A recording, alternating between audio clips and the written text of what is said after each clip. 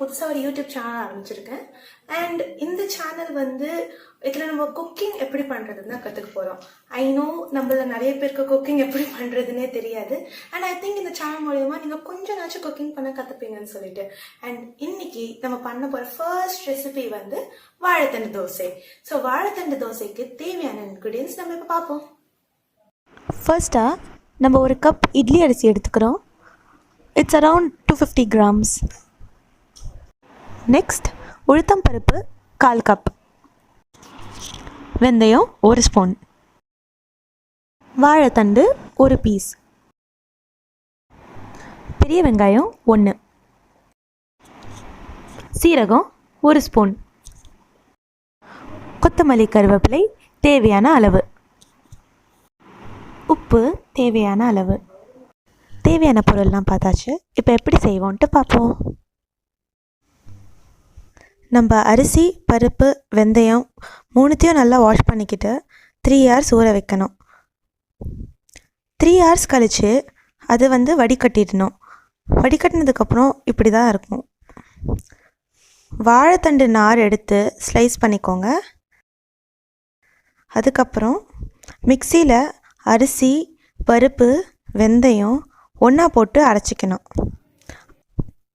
அப்பப்போ கொஞ்சம் கொஞ்சம் வாழைத்தண்டு தண்ணி சேர்த்துக்கணும்.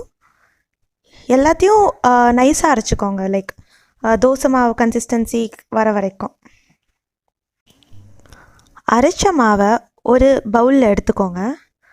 அது கூட நம்ம ஆல்ரெடி நறுக்கி வச்சுருந்த ஆனியன், அப்புறம் சீரகம், நறுக்குன கொத்தமல்லி, கருவேப்பிலை போட்டு நல்லா மிக்ஸ் பண்ணிக்கணும்.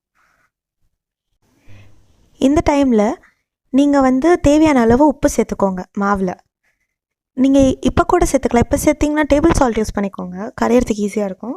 அப்படி இல்லாட்டி மிக்சியில் நம்ம போடுறப்பயே கல் உப்பு வேணால் சேர்த்துக்கோங்க. இங்கே நான் மிக்சிலேயே சால்ட் போட்டுட்டேன் ஆல்ரெடி. தோசை மாவுலாம் பண்ணியாச்சு. இப்போ தோசை எப்படி ஊற்றணுங்கிறத பார்க்கலாம். ஒரு கல் எடுத்துக்கிட்டு நம்ம நார்மலாக தோசை ஊற்றுற மாதிரி தாங்க. அதில் நம்ம போட்டிருக்கிறது வெங்காயம், அதெல்லாம் டேஸ்ட்டு, அதை கண்டிப்பாக நான் மிஸ் பண்ணிடவே கூடாது. நான் நெய் ஊற்றுறேன். இங்கே நெய் நிறைய பேருக்கு பிடிக்கும் எங்கள் வீட்டில். ஸோ உங்களுக்கு வேணால் எண்ணெய் கூட ஊற்றிக்கலாம். இப்போ அது செவக்க செவக்க நீங்கள் திருப்பி போட்டுட்டு அண்ட் நார்மலாக பரிமாறுற மாதிரி மாறலாம். வாழைத்தண்டு தோசை எப்படி பண்றதுன்னு நம்ம இப்ப பார்த்தோம். இந்த ரவை தோசை இல்லாட்டி பருப்பு தோசை இது பிடிச்சவங்களுக்கு கண்டிப்பா வாழைத்தண்டு தோசையும் பிடிக்கும். இந்த வாழைத்தண்டு தோசைக்கு கார சட்னி, தேங்காய் சட்னி, புதினா சட்னி இது மூணுமே நல்லா இருக்கும். அண்ட் ட்ரை பண்ணி பார்த்துட்டு கீழே கமெண்ட் செக்ஷன்ல உங்க கமெண்ட்ஸை போஸ்ட் பண்ணுங்க, எங்களை சப்போர்ட் பண்ணுங்க. சின்ஸ் நாங்க இப்பதான் புதுசா யூடியூப் சேனல் ஆரம்பிச்சிருக்கோம், உங்க சப்போர்ட் எங்களுக்கு ரொம்ப முக்கியம். தேங்க்ஸ், பாய்.